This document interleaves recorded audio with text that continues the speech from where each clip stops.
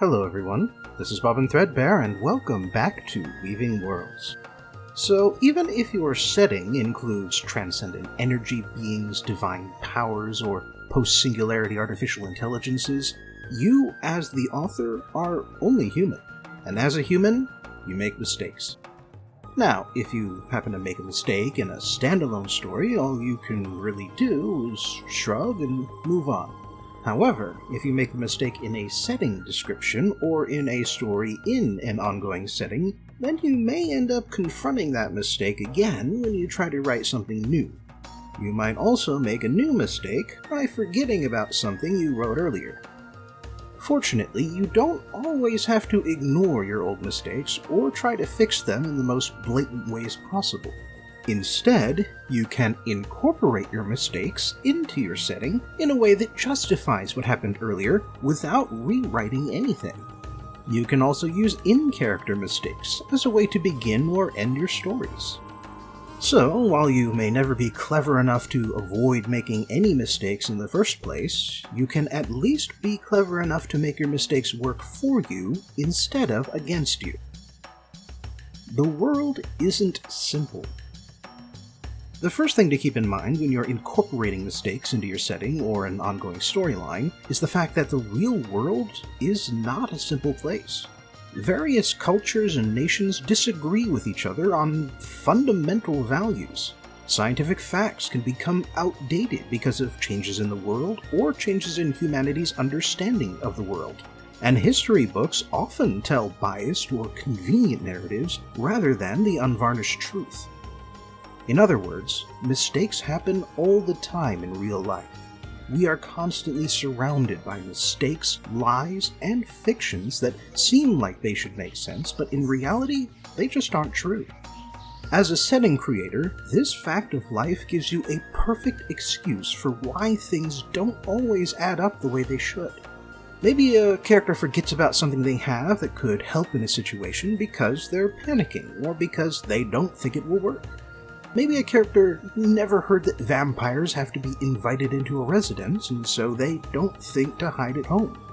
Or maybe a mystical sword that is said to only be able to slay demons can also slay the undead because nobody ever had a chance to try it out on vampires before. People don't know everything about the world around us, and sometimes that's the reason why things don't add up right. Unreliable exposition. While the excuse of "we don't know everything about the world" is a good way to cover up many of your mistakes, there are some situations where it just won't work. If some immortal, infallible being says something that turns out to be wrong and they have no reason to lie, then there's really no way around it.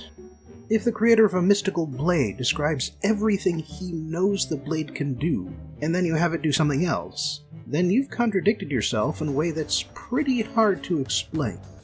That's why it's a good idea to be preemptively careful about how your audience gets information and setting details. Some sources are allowed to be wrong, such as human characters, encyclopedias created by ordinary people, and most kinds of authority figures. Other sources have to be infallible, including explicitly omniscient beings, creatures who know exactly what they're creating, and a third-person narrator. Unless your narrator is actively a character in your story, it is not allowed to be wrong.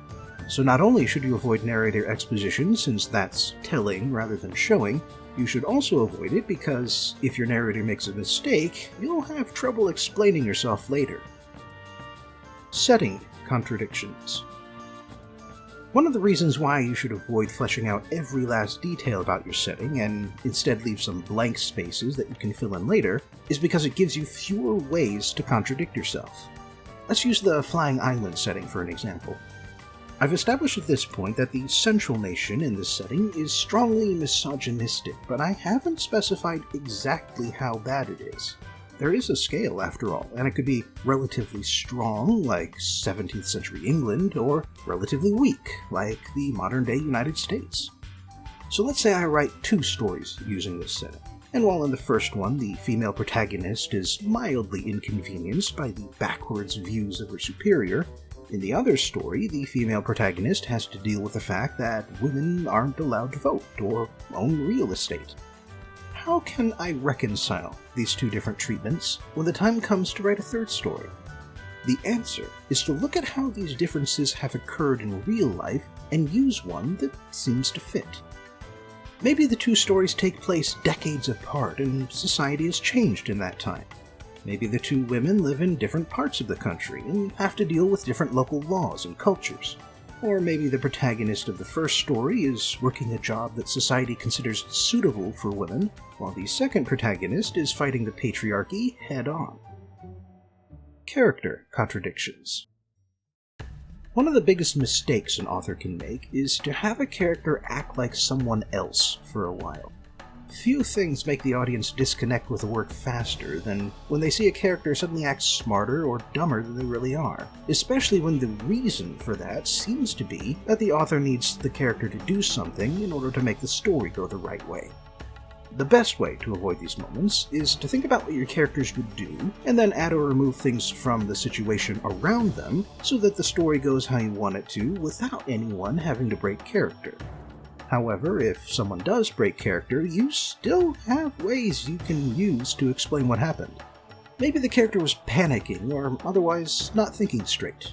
Maybe the character had a secret reason for how they acted, a reason you can make clear in a future story. Or maybe the character was suffering from mind control. You actually get a lot of extra possibilities when you're working with a speculative fiction setting. Backstory errors. Backstory mistakes are somewhere between setting and character mistakes, which means you can use either of the fixes I've described already to explain any discrepancies. For instance, if you create a character who reveals that they have a fear of heights, but also used to be a pilot, you could say that the reason they fear heights now is because of an accident that took place during one of their flights. Or if a character comes from Nation A but knows all about Nation B instead, maybe they're an immigrant or a fan of Nation B, to the point where they've forgotten or never learned much about their own culture. The main thing to remember about backstory errors is that people are complex, even if they come off as simple and straightforward. There are always hidden depths to uncover, and if a character's backstory doesn't line up with how they act, you can always use those hidden depths to explain the differences. Story starting mistakes. Aside from your own mistakes as the author, you should always remember how important mistakes are within stories, both the background stories that help you develop your setting and the stories you use your setting to create. If everyone could see the future and always took the best action possible, there would be no conflicts. And when there's no conflict, there's no story. Both protagonists and antagonists should regularly make mistakes. Antagonists because otherwise the protagonist would never beat them, and protagonists because mistakes are a very effective way at humanizing your characters so that your audience will empathize with them. A story starting mistake is something that happens that kicks off the main conflict. If an evil tyrant hears that a child is destined to defeat him and sends his army out to kill all the newborns on a specific date, the mistake he's made is either to send out the troops and create a self-fulfilling prophecy, or else the troops will miss that one child who will grow up and become the hero. If a lone gunman wanders into a dusty town and can't help fighting a couple local toughs when he sees them beating up an old man, his mistake could be either sticking his nose where it doesn't belong, or else picking the wrong side, since it turns out the old man plans to buy the whole town and run everybody out. Either way, someone did something wrong, and now the main story can begin. Story ending mistakes. Mistakes don't just start conflicts, they also end them. History is full of battles and wars that were lost because one side made a mistake, and stories often have villains do something wrong so that the heroes can prevail. In Lord of the Rings, Sauron loses because he focuses on Aragorn and Gondor and doesn't notice the pair of hobbits sneaking into Mount Doom. In Harry Potter, Voldemort loses because he didn't keep track of who owned the Elder Wand while Harry did. In The Return of the Jedi, Emperor Palpatine loses because he doesn't realize that Darth Vader will turn on him for torturing his son. Sometimes the villain of a story loses even after doing everything right, but even then, they usually lose because they didn't know about whatever power or artifact the hero got, or because they didn't set the right priorities. However, it's often a good idea to have the villain make a big mistake that the heroes can take advantage of, because it gives the heroes a chance to do something clever, and it gives the audience a chance to feel clever for following along with them. Mistakes are inevitable, so don't feel bad when you make them. Instead, think of them as opportunities to make your setting more complex or humanize your characters by having them mess up. When you own your mistakes, you can make your setting much richer and more realistic than if you tried to ignore them and pretend they never happened. Thanks for joining me again for today's journey into Weaving Worlds. Please like, share, and subscribe because that raises my visibility here on YouTube. Check out my other stuff if you have some time, support me on Patreon if you have some money, and I hope I'll see you again for the next video.